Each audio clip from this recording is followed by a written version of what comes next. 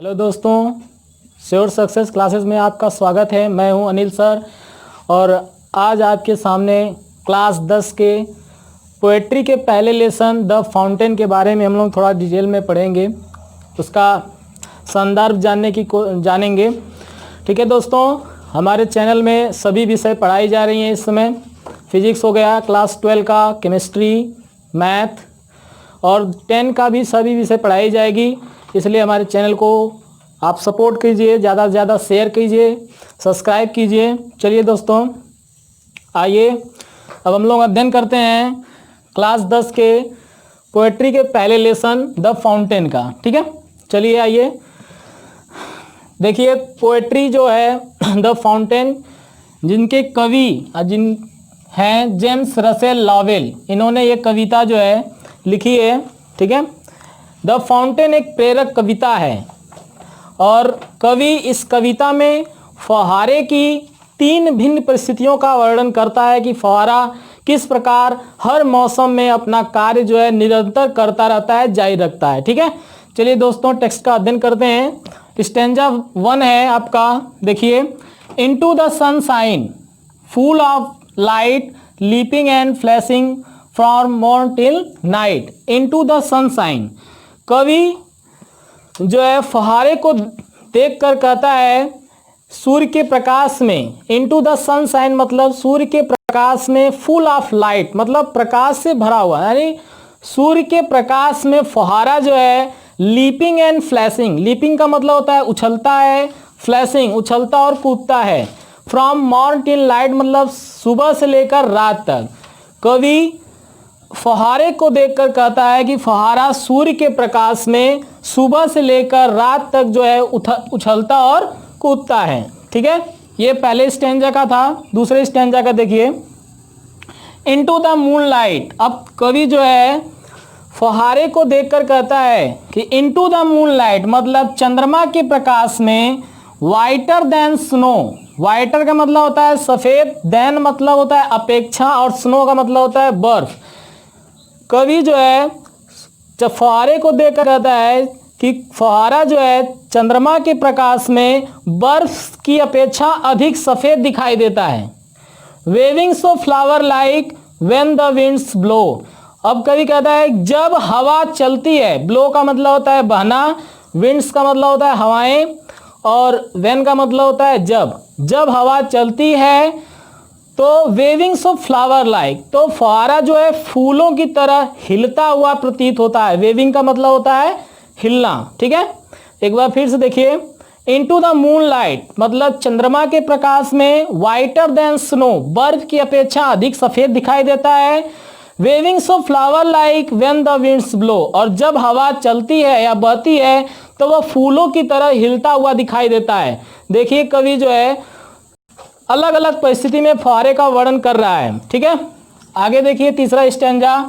Into the starlight रसिंग in spray happy at midnight happy by day. Into the starlight मतलब अब कवि जो है फव्वारे को देखकर कह रहा है कि इनटू द स्टारलाइट मतलब तारों के प्रकाश में, रसिंग इन स्प्रे, रसिंग मतलब होता है फेंकता है, इन स्प्रे मतलब फुहारा। तारों के प्रकाश में जो फव्वारा है वो फुहारा फेंकता है। Happy at midnight happy by day, कवि कह रहा है कि हैप्पी एट मिडनाइट कि फव्वारा जो है वो आधी रात में भी प्रसन्न रहता है, हैप्पी बाय डे और दिन में भी प्रसन्न दिखाई देता है। ठीक है, आगे देखते हैं चौथे स्टैंजा का।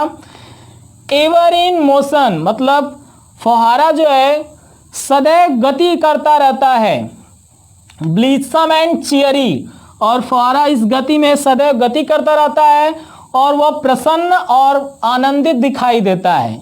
ठीक है, स्टिल क्लाइंबिंग हेवनवर्ड, और फव्वारा जो है सदैव आकाश की ओर जाता हुआ दिखाई देता है या चढ़ता हुआ दिखाई देता है। नेवर एवेरिया, और कभी थकता नहीं है, मतलब अपने काम से कभी थकता नहीं है। ठीक है, ये था 4 स्टैंजा का। अब 4 स्टैंजा का और आपको आगे इसका संदर्भ बताते हैं। चलिए दोस्तों, अब 5वें स्टैंजा का अध्ययन करते हैं।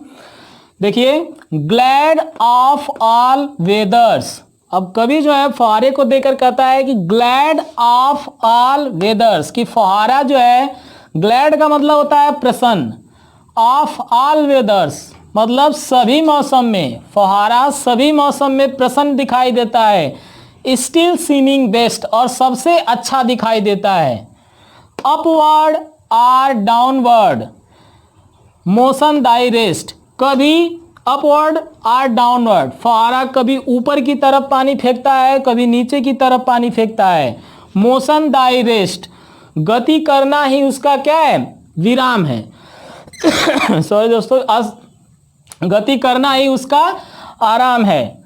फूल देखिए अगवा आगे वाले देखिए, full of a nature full of a nature, कवि फुहारे को देखकर कहता है कि full of all of a nature, फुहारा जो है प्रकृति से भरा हुआ है, नथिंग कैन टेम इसे कोई परिवर्तित नहीं कर सकता, ठीक है, इसे कोई नष्ट नहीं कर सकता, change every moment change every moment, और फुहारा जो है प्रत्येक क्षण परिवर्तित होता रहता है, एवर द सेम फिर भी वह फुहारा ही रहता है, वैसे ही बना रहता है, उसकी स्थिति वैसे ही रहती है, ठीक है।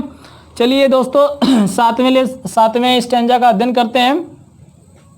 देखिए कवि क्या कहता है, ceaseless aspiring, ceaseless content, darkness or sunshine thy element. अब कवि फुहारे को देख के कहता है कि फुहारा निरंतर बिना रुके ऊपर की ओर चलता जाता है, सीजलेस कंटेंट और उस अपनी गति से वह क्या है, संतुष्ट है, डार्कनेस आर सनशाइन चाहे अंधकार हो या सूर्य का प्रकाश हो, दाई एलिमेंट गति करना ही उसका क्या है, स्वभाव है।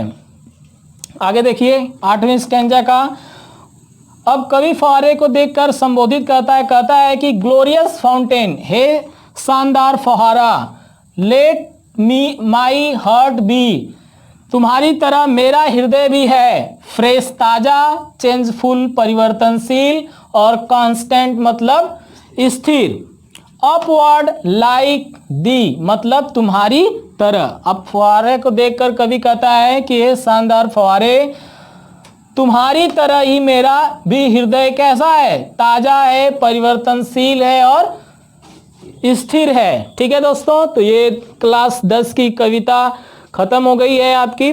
ठीक है, तब तक के लिए हमारे चैनल को सब्सक्राइब करते रहें, शेयर करते रहें और सारी विषय के टॉपिक बाय टॉपिक हर चीज़ हम आपके सामने लेके आएंगे। बस हमारे चैनल को सब्सक्राइब कीजिए, शेयर कीजिए, लाइक कीजिए। जय हिंद।